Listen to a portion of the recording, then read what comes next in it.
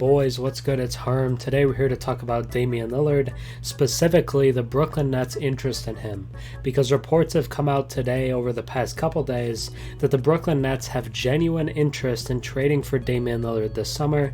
After they just got off of Kyrie and Kevin Durant, they're reportedly back into the star business. They want to get another star on the roster, and Damian Lillard, who has expressed much interest in playing alongside Mikal Bridges, seems to be their highest target. So we're going to break down a lot of stuff here today.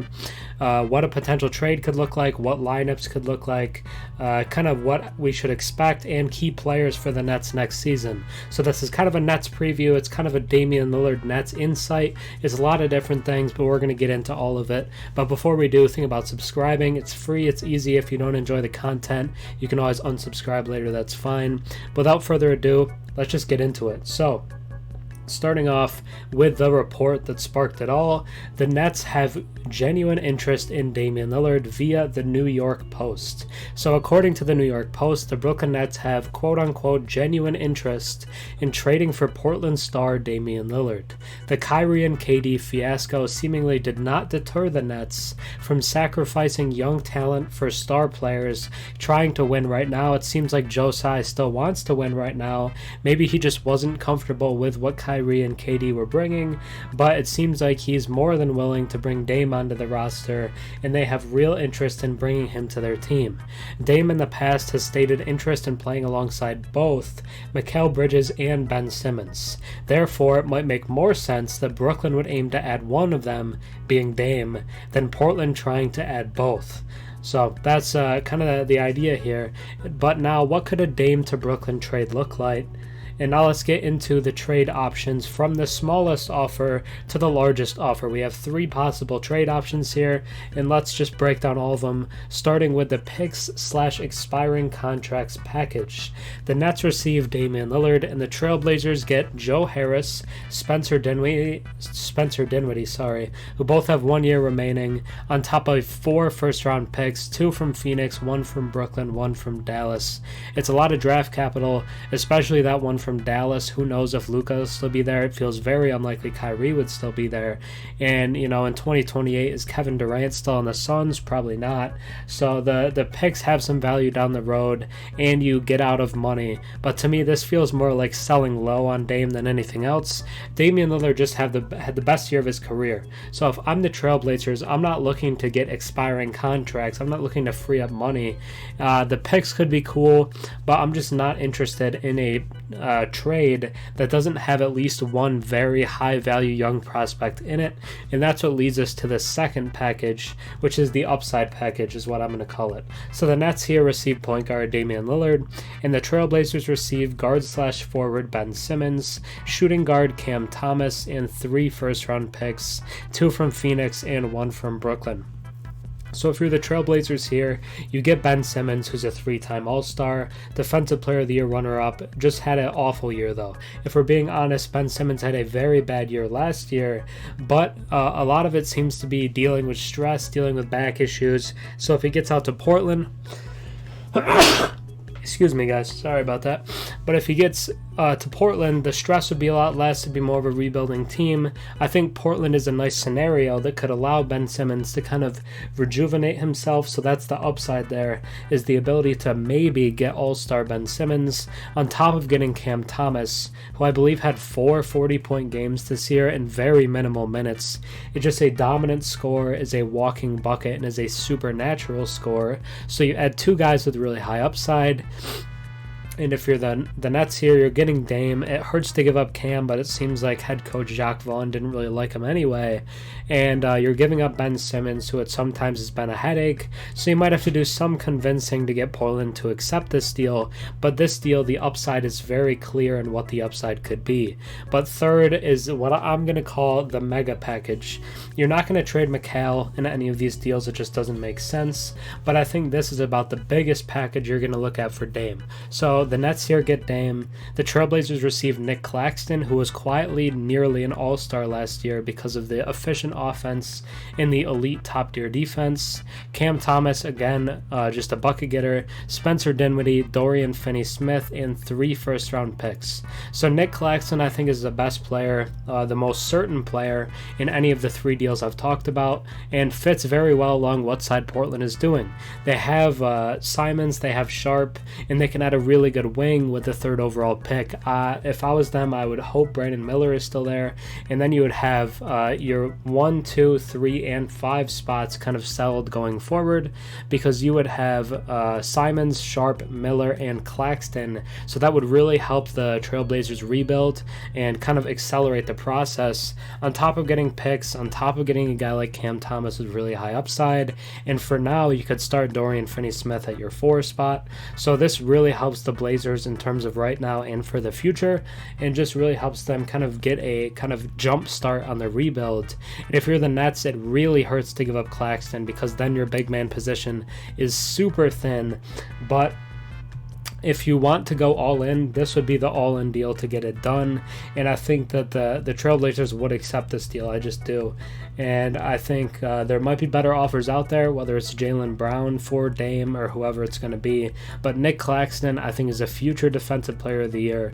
He's a very good player, and it's a really, really high-level package. If I'm the Nets, I'm hoping they accept the second one, but this third one is the highest level that they can really offer without giving up Mikal.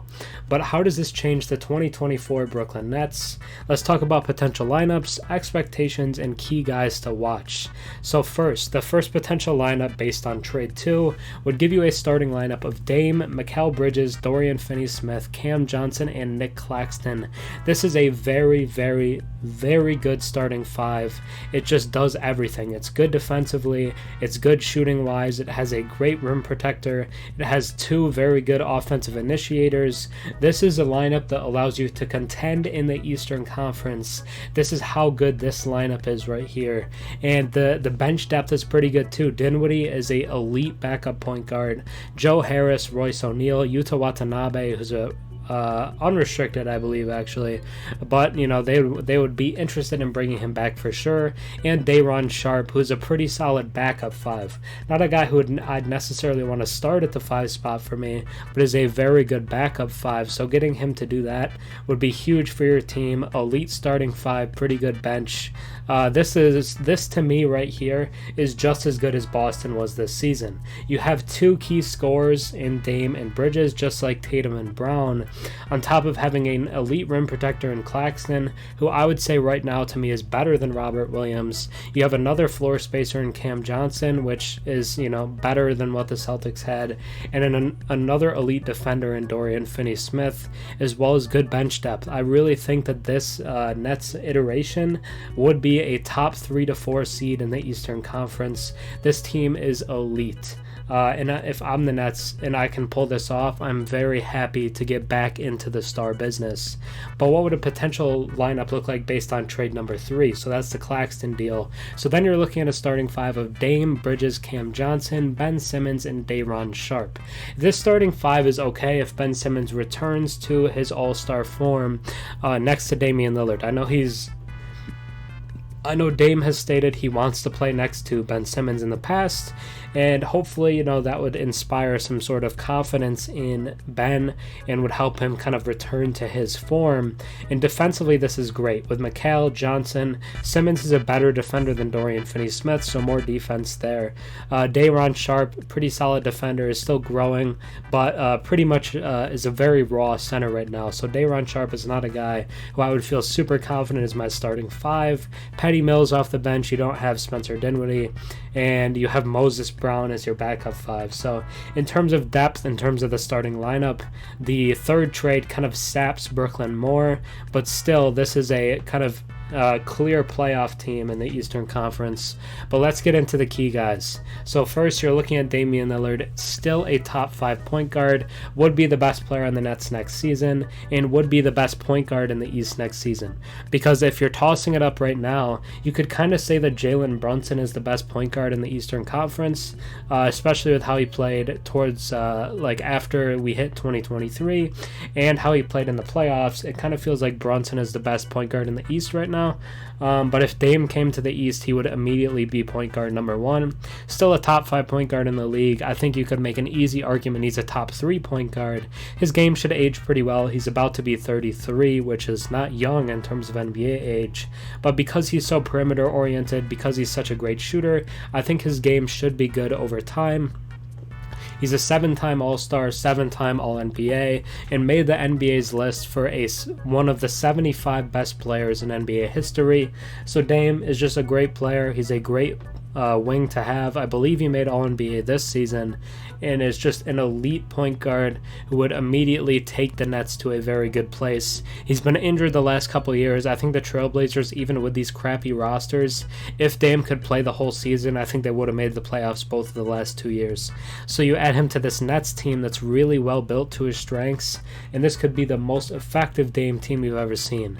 Might be his most well-tuned supporting cast because of the elite defenders, the elite shooters, and just everything that you have around him. 32 points per game last year, 7 assists, 5 rebounds on 46, 37, 91 splits. I can't say enough. Dame is a phenomenal player, and if he's on Brooklyn, the excitement will be back, and it's going to suck for Knicks fans because they were the best team in town for a little bit, but if Dame is back, they're immediately better than the Knicks. That's just how it is. Second, talk about Mikal Bridges, the guy that Dame wants to play with more than anyone else, it sounds like right now. Emerging all-star, elite second option because of how he played last year. Great defender, improving at self-creation, got the nickname Brooklyn Bridges. The fan base loves him. 26 points per game with Brooklyn last year, 4.5 rebounds and 1 steal on 48, 38, 89 shooting splits.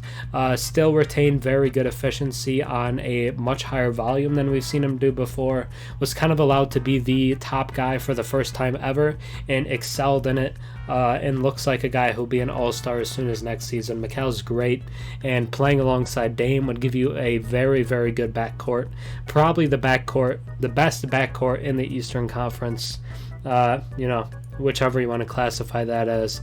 I'm trying to think of different backcourts.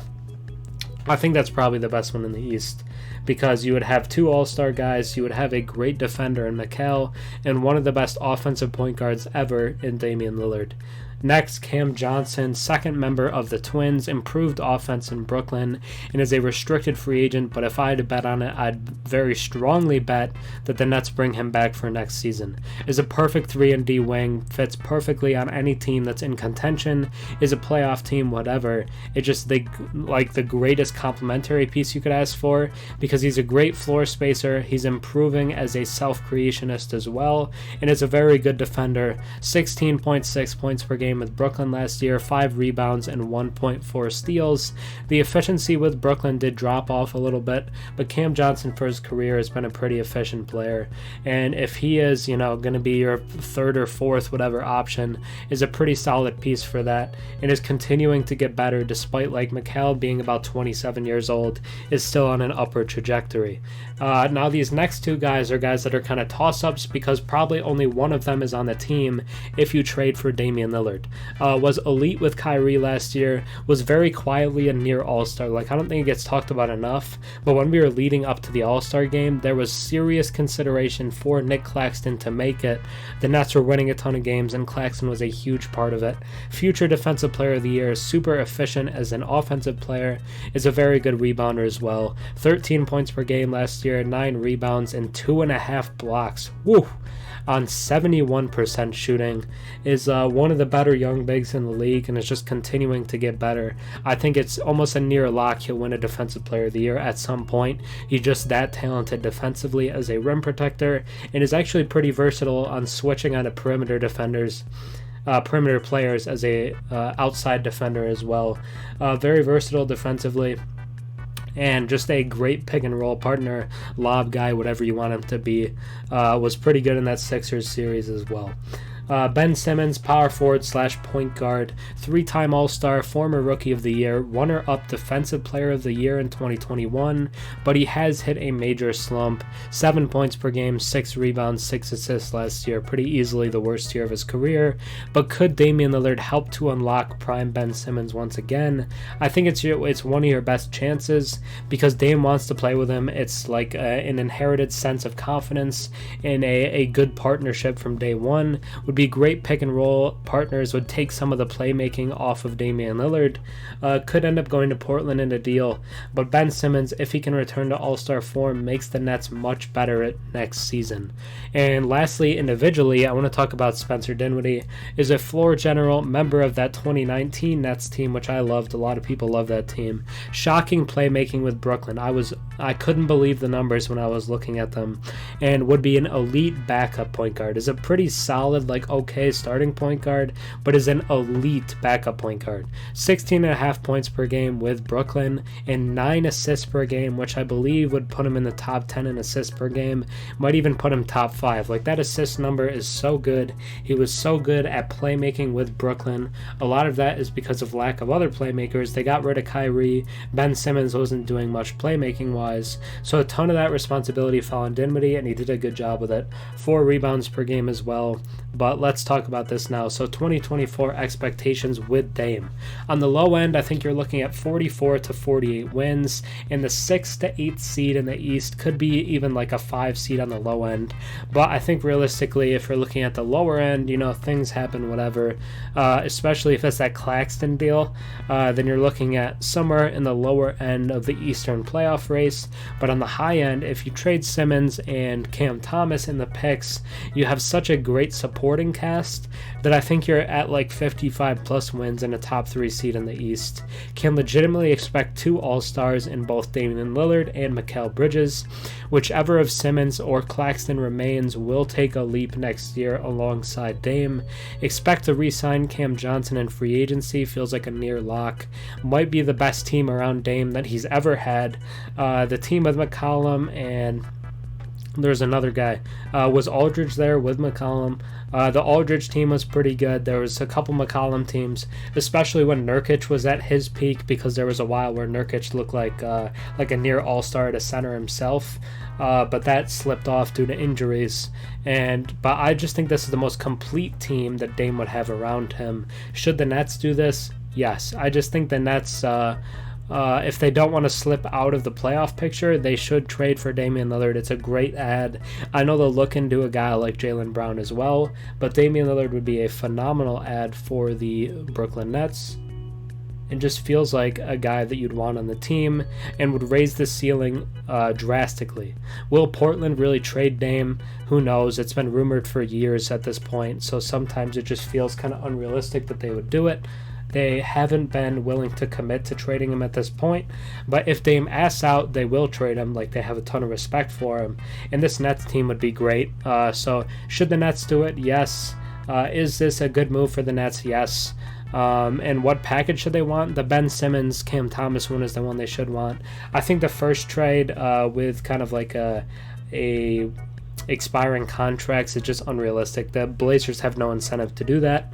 But the second and third trades I think are kind of realistic. So let me know your thoughts on it. Let me know what you think the Nets should do, what the Trailblazers should do, and how you like his fit in Brooklyn. But that's going to be it for me today. Think about subscribing if you enjoyed the video on the road to 8,000 subs. Hopefully you did. Leave a comment, like the video. But yeah, that's going to be it for me today. Have a good rest of your day. Peace.